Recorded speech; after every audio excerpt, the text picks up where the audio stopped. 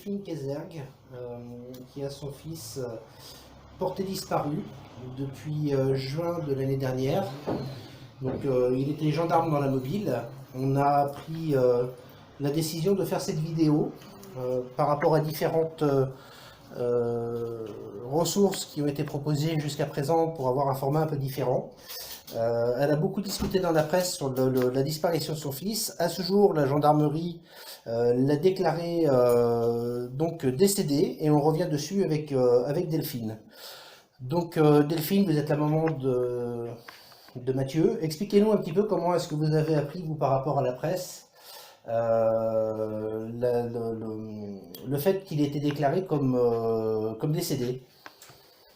Alors, tous les matins, quand je me réveille, je prends mon téléphone, comme la plupart des gens, et je vais sur les réseaux sociaux.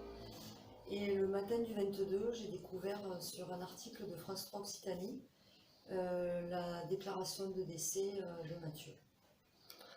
Donc là, cette démarche-là, vous n'aviez pas eu apparemment d'information de la part de la Direction générale de la gendarmerie à ce sujet qui vous est contacté, aussi bien que de la part du procureur, c'est ça? C'est ça. J'ai eu aucune information en amont de ce qui allait arriver ce jour-là. D'accord. Quand Mathieu a disparu, apparemment, il y a eu beaucoup de recherches qui ont été effectuées. Ouais. Ces recherches, elles ont été menées sur l'ensemble des fronts ou non? Alors, il y a plusieurs hypothèses qui ont été émises. Seulement une a été exploitée à fond, c'est l'hypothèse de la chute accidentelle et les recherches sur le sentier du Maïdo et les alentours par l'équipe du PGHM de La Réunion. D'accord. Quand les différentes options qui ont été écartées, vous avez été tenu au courant d'un motif, c'est-à-dire qu'on a pu comprendre qu'il y avait effectivement des gendarmes qui étaient, du moins un gendarme, mais l'époux d'une gendarme qui accompagnait Mathieu. À ce jour, cette situation, elle en est où? À ce jour, ces deux personnes qui accompagnaient Mathieu et qui l'ont abandonné, comme tout le monde le sait, elles ont été interrogées. Elles ont menti, ça a été avéré par l'enquête par la suite. On sait qu'elles n'ont pas tout dit, on sait qu'elles ont peut-être sciemment omis de dire des choses. On ne sait pas ce qui s'est passé ce jour-là, on n'a aucune certitude, puisqu'il y a bien quelques témoins, mais des témoins qui les croisent et qui ne voient pas ce qui a pu se passer entre eux. Donc on n'a aucune certitude sur leur témoignage. À ce jour, du moins, il y a un magistrat naturellement qui a été saisi concernant l'affaire. On a cru comprendre que le procureur demandait donc l'ouverture d'une enquête pour homicide involontaire. Ça remonte à peu près une quinzaine de jours. Est-ce que vous avez eu des informations par rapport à ça? Aucune.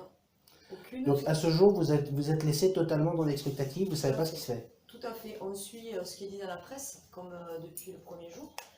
On apprend tout par les journalistes. Et heureusement, ils font bien leur travail. On n'a aucun retour du juge en charge de l'enquête. Ça fait déjà 15 jours. On attend impatiemment. On se demande s'il est parti en vacances, on ne sait pas. En tout cas, on n'a aucune réponse du parquet de Saint-Denis. Si vous deviez dire quelque chose au juge d'instruction chargé de l'enquête, vous aimeriez lui dire quoi? Alors ce monsieur qui m'a reçu dans son bureau, qui a été, pour ma part, je trouve, un peu agressif et a manqué totalement d'empathie envers notre famille et notre malheur, je voudrais lui dire que je ne sais pas s'il a des enfants. En tout cas, je ne pense pas, parce que je pense que quelqu'un qui a des enfants aurait eu plus d'humanité envers une maman qui vient demander où en sont les recherches. Tout simplement, je ne suis pas allée l'agresser. À la place de ça, il s'est assis dans son fauteuil et m'a dit de son haut je vous écoute puisque vous avez tellement insisté pour me rencontrer. Évidemment que j'ai insisté puisque ça faisait quelque temps déjà que Mathieu avait disparu, qu'il n'y avait personne, aucun juge en charge de l'affaire, puisqu'il y a eu à ce moment-là un départ de la juge qui était en charge de l'enquête à la base. Et évidemment qu'il me tardait de le rencontrer pour avoir des réponses et non pas pour être prise de haut avec un mépris et un dédain. J'ai jamais vu ça. Alors, à ce jour, on a cru comprendre que vous, ce qui vous intéressait, c'était bien sûr euh, la- l'information, on va dire, qui entoure le secret autour de Mathieu, plus que le fait qu'il était simplement gendarme. Vous voudriez que dépasse le clivage simplement de son unité et de la gendarmerie, donc pour vous intéresser, on va dire, à lui comme personne. Simplement, on peut constater aussi qu'il y a eu un gros vide de la part de la direction de la gendarmerie. Quels ont été vos contacts avec elle à ce jour pour essayer de voir à faire avancer le dossier sur Mathieu? J'appellerais pas ça un vide, j'appellerais ça. Euh, j'ai même pas de mots en fait. Là encore, on n'a aucune considération des plus hautes autorités de la gendarmerie au niveau national. J'ai écrit un premier courrier, on m'a répondu, soi-disant, le courrier a dû se perdre, parce qu'en fait, depuis le début, beaucoup de courriers se perdent.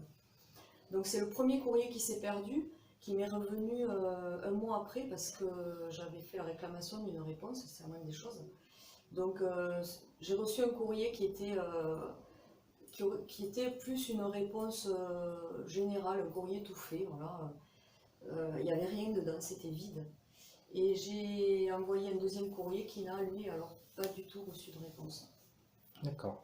Aujourd'hui, les différentes associations qui existent concernant les disparus en France, on sollicite la création d'un fichier pour pouvoir verser, on va dire, les disparus justement dedans.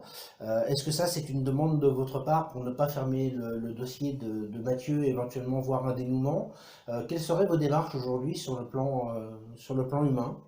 Évidemment que c'est une nécessité de créer un dossier pareil parce que une personne qui disparaît, elle n'est pas morte, elle disparaît, on ne la voit plus, on ne sait pas où elle est, on ne sait pas ce qu'elle est devenue, et c'est un dossier qui ne doit se fermer que le jour où on la retrouve. Donc oui, pour moi, c'est une priorité de créer ce fichier de personnes disparues. Oui, parce que là aujourd'hui, on n'a pris aucune considération, enfin si j'ai bien compris, il n'y a aucune considération qui a été prise dans une consultation simplement pour déclarer ou non Mathieu mort. C'était pris une décision unilatérale. Absolument, c'est une décision qui a été prise par l'employeur de Mathieu, parce que je rappelle que la gendarmerie, la région de Rennes, qui a pris la décision de demander au procureur cette déclaration de décès, ce n'est que l'employeur de Mathieu, ce n'est pas le procureur, ce n'est pas un membre de notre famille comme ça a été insinué. En aucun cas nous n'avons demandé la déclaration de décès de Mathieu, puisqu'à ce jour, encore une fois, nous n'avons rien qui pourrait laisser présager que Mathieu est décédé. Alors au-delà des courriers officiels que vous pourriez recevoir aujourd'hui, on va dire de la part de l'institution, aussi bien que des ministères de tutelle de Mathieu, ministère de l'Intérieur et éventuellement la Défense, est-ce qu'il y a des réponses que vous aimeriez ou des personnes que vous aimeriez rencontrer au niveau de ces institutions pour avoir des réponses concernant son dossier? J'aimerais rencontrer la personne qui pourrait nous donner des réponses sur justement cette demande de faire disparaître Mathieu aussi vite, que ce soit du civil, de son travail. On nous apprend qu'il est déclaré décédé, le lendemain on apprend qu'il ne fait plus partie de la gendarmerie. Pourquoi une telle hâte de le supprimer de la surface de la Terre? Voilà, moi j'aimerais rencontrer la personne qui pourra m'expliquer tout ça. Est-ce qu'au niveau de sa disparition, justement, de le déclarer aussi rapidement comme décédé, est-ce que c'est une démarche habituelle ou non? Rappelons que ça fait un an à peine, hein. Écoutez, j'en sais rien, moi je ne suis pas gendarme. Euh, de ce que j'en sais, de ce que j'en savais avant, c'est que pour déclarer quelqu'un décédé, il fallait une dizaine d'années. Là, on n'a même pas attendu l'anniversaire de sa disparition. Donc non, je trouve que ça va beaucoup trop vite et ça me devient suspect.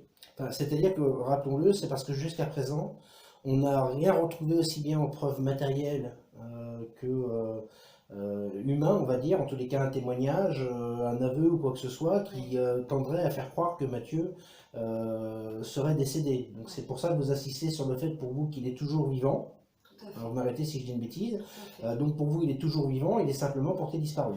Pour moi, il est toujours vivant tant qu'on n'a pas preuve de son décès, tant qu'on n'a pas retrouvé son corps, puisque ou ses restes, hein, puisque c'est comme ça qu'on nous l'a présenté aussi. On nous a demandé, enfin, on nous a laissé entendre déjà au bout de 15 jours de sa disparition qu'il était déjà décédé. Évidemment, moi je me suis opposée à ça parce que 15 jours en n'ayant rien, c'est impossible de dire que quelqu'un est décédé. Donc encore une fois, c'est très rapide. Il faut savoir que Mathieu se promenait, puisqu'il nous envoyait des photos, il se promenait avec ses lunettes sur la tête. Mathieu est quelqu'un qui a très peu de cheveux, pour dire presque qu'il n'en a plus. Et évidemment, s'il tombe, pour moi, la première chose qui tombe, ce sont ses lunettes qui tombent de sa tête et qui auraient dû être retrouvées aux abords du sentier. Ça n'a pas été le cas. On sait que le lendemain, il y a eu un raid sur le sentier de Mafat, où un grand nombre de coureurs sont passés. Personne n'a retrouvé une quelconque trace de Mathieu. C'est quand même très bizarre. Aujourd'hui, votre volonté, c'est, en parlant, on va dire, à la caméra, c'est de sortir un peu de la bulle dans laquelle on vous a mise. Oui. Qu'est-ce que vous aimeriez avoir comme... quel est l'objectif final par rapport à ça? Alors aujourd'hui, je m'adresse aux parents, je m'adresse aux mamans, je pense aux personnes qui ont perdu quelqu'un et qui se sentent seules parce que on a le soutien évidemment des gens de la Réunion, mais on a besoin du soutien plus général que ce soit des civils français, de métropole, ou que ce soit des gens de la gendarmerie. Mathieu était un gendarme, était un jeune garçon formidable qui n'aurait pas laissé un camarade dans la détresse. Il serait parti au péril de sa vie le chercher, lui porter secours. Ça peut arriver à n'importe qui. Et aujourd'hui, on est seul face à cette situation. On est pris, c'est un bras de fer avec la gendarmerie, avec les politiques. On a l'impression qu'il y a une omerta, voilà, que ça reste. On a l'impression que notre voix n'est pas portée et qu'on est seul à se battre contre cette machinerie. Donc voilà, aujourd'hui cet entretien, il me permet aussi de demander à toutes les personnes qui verront cette vidéo de nous soutenir et de nous aider dans notre combat parce que plus que jamais on en a besoin. On a besoin de tout le monde. Alors, vous appelez aussi les autres médias à s'intéresser à votre affaire parce qu'aujourd'hui, il y a autour de 350 000 personnes qui ont été visiter votre page. Oui. La question est interrogative là aussi, c'est-à-dire qu'il y a plein de médias qui, dans d'autres circonstances, se seraient intéressés à la chose. Là, aujourd'hui, ça reste quelques médias qui s'intéressent à vous, surtout des médias de la Réunion. Vous avez l'impression de deux poids, deux mesures parce qu'il y a la métropole d'un côté et la Réunion de l'autre. Tout à fait. Je comprends pas, on a envoyé des courriers aux grandes chaînes nationales, on n'a aucun retour. Donc effectivement, peut-être que notre histoire n'est pas assez gore ou sanguinolente, je ne sais pas de quoi les médias ont besoin pour diffuser et venir à l'aide de personnes comme nous.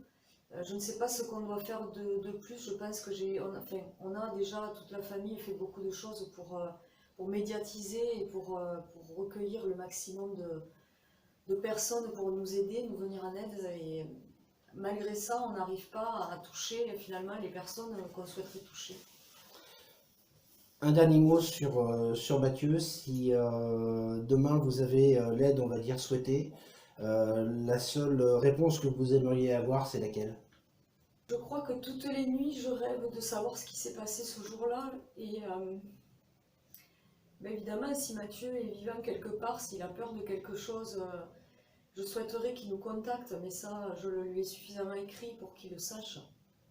Ce que je veux aujourd'hui, c'est savoir la vérité. C'est la seule chose qui m'importe. Voilà. Donc aujourd'hui, c'est le combat d'une maman pour avoir la vérité concernant son fils. Voilà. J'essaie de survivre au quotidien parce que je ne sais pas où est mon fils, je sais pas ce qu'il est devenu, je ne sais pas s'il va bien et je sais rien. Donc voilà. Aujourd'hui, j'ai besoin de réponses. J'ai besoin que les deux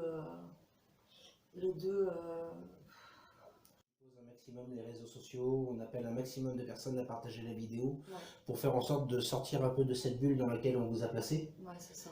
Et vous n'avez pas envie de rester simplement dans un coin en train d'attendre. Là où on vous avait un peu laissé, on va dire, au niveau aussi bien médiatique que hiérarchique, Ouais, c'est ça. les hiérarchies de Mathieu, on vous a un peu laissé dans un coin, vous avez envie de briser ce silence-là, c'est Oui, ça? oui.